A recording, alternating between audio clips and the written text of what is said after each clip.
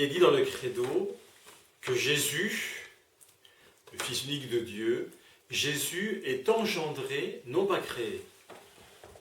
Question, qu'est-ce que ça veut dire? Jésus a quand même bien eu un commencement d'existence, il a été conçu le jour de l'Annonciation. Il a bien été tissé dans le ventre de sa mère, comme tous les petits bébés. Il a bien été créé par Dieu.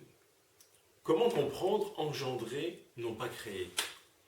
Eh bien, je crois qu'il faut le comprendre à partir de tous ces grands efforts des 5 premiers siècles pour dire la foi de l'Église d'une manière harmonieuse. Vous savez, c'est comme si l'Église, pendant 5 siècles, avait composé la mélodie du chant qui allait devenir la mélodie fondamentale pour toute l'Église, dans tous les temps et dans tous les lieux, sur laquelle on allait broder, mettre des harmoniques, mais il y a cette mélodie fondamentale qui est la mélodie de la foi.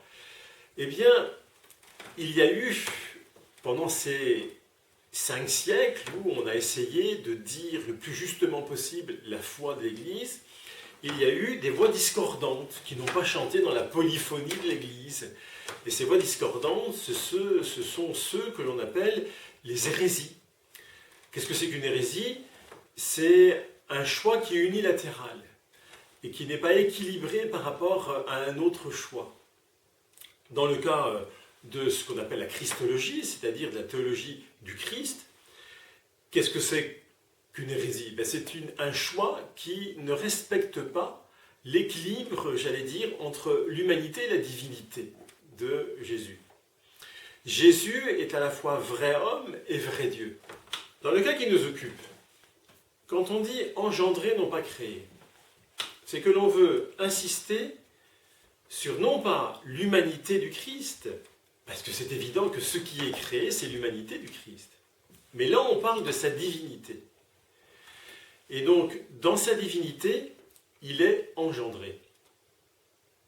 Voyez, on va revenir sur le fait d'être engendré.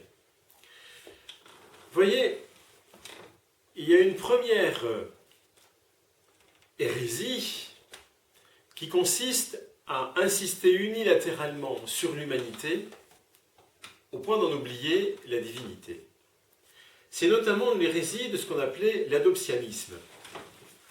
Je lis dans le catéchisme de l'Église catholique, au numéro 465, « Dès le IIIe siècle, l'Église a dû affirmer contre Paul de Samosate, dans un concile réuni à Antioche, que Jésus-Christ est fils de Dieu par nature et non par adoption. » Voyez, qu'est-ce que c'est que l'adoptianisme? C'est de dire ça. Je le dis en termes modernes et pas comme en termes du IIIe siècle. Jésus, c'est un homme exceptionnel, d'une qualité d'existence hors norme.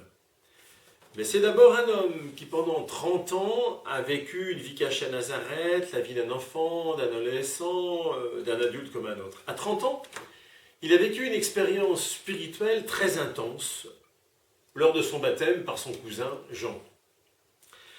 Dieu, à ce moment-là, lui a fait comprendre qu'il l'avait choisi, lui spécialement, depuis toujours, pour partager son expérience intime, pour vivre humainement la vie de Dieu, pour être dans l'humanité son visage, sa voix, ses mains, son cœur.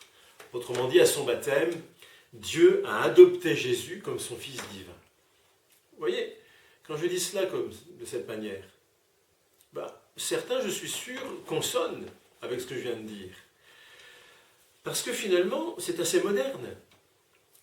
Si vous avez lu un très beau livre de Karl Emanuel Schmitt qui s'appelle l'Évangile selon Pilate, toute la première partie de ce livre, c'est justement pour décrire comment Jésus découvre sa divinité et que finalement il est un homme qui est adopté par Dieu. Mais c'est tout à fait dans une optique adoptianiste.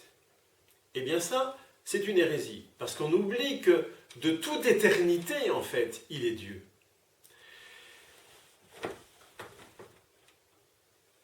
C'est le concile de Nicée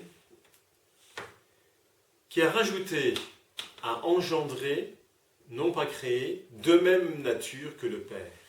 Pourquoi? Parce qu'il était confronté, à cette époque-là, à une hérésie qu'on appelait l'arianisme.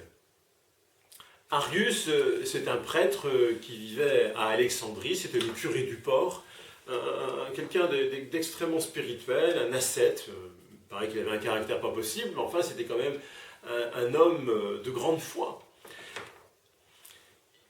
Il vivait à la charnière du 4e et du 3e et du 4e siècle. Et Arius avait des positions théologiques qui ne plaisaient pas à son évêque Alexandre. Son évêque Alexandre lui demande de cesser de dire ces affirmations théologiques, on va aller voir lesquelles, qui n'étaient pas très justes. Arius refuse, l'évêque convoque un petit concile local et il démet de ses fonctions Arius qui doit partir ailleurs en Asie mineure. Sauf que la réputation d'Arius augmente.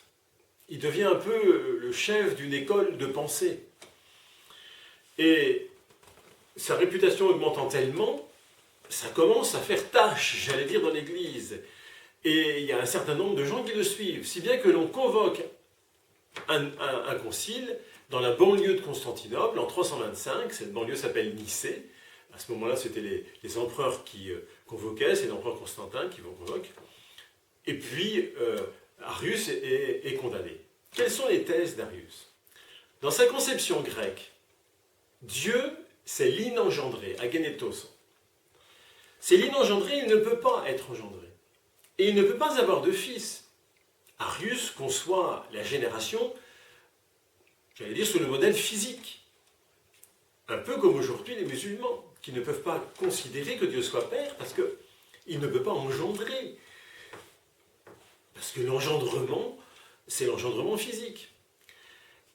Or, comme dans le credo, il est dit que le Fils de Dieu est engendré, eh bien, Arius va dire, c'est donc qu'il n'est pas Dieu.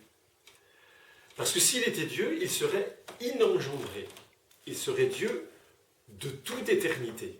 Vous voyez, c'est un peu complexe cela. Mais l'enjeu qui est dit dans cette crise qu'on appelait crise arienne, c'est de savoir si Jésus est vraiment le Fils éternel de Dieu, ou s'il n'est qu'une créature, un homme supérieur aux autres, qui est choisi par Dieu.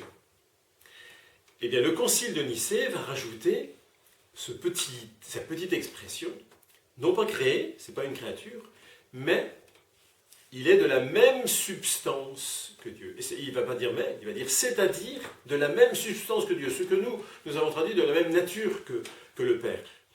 Donc vous voyez, ce qui est vraiment en jeu par derrière cette crise arienne, c'est la divinité de Jésus.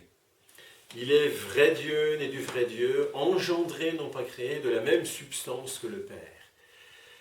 Vous voyez tout de suite que le credo de Nicée, insistant sur la divinité, risque de déséquilibrer la foi chrétienne. Et qu'il va falloir rééquilibrer la foi chrétienne par un autre concile que l'on verra demain, qui est le concile de Constantinople. Mais je vous invite aujourd'hui à répondre pour vous-même à cette question que pose le Christ dans le chapitre 16, verset 15 de Matthieu. Pour vous, qui suis-je? Qu'est-ce que je dirais à quelqu'un qui ne connaît pas le Christ? Qu'est-ce que je dirais du Christ? Est-ce que j'insisterai plus sur son humanité? Est-ce que j'insisterai plus sur sa divinité? C'est tout à fait légitime de le faire. Mais est-ce que je le fais de manière unilatérale, au point d'en oublier une des dimensions essentielles de la personnalité du Christ? À demain.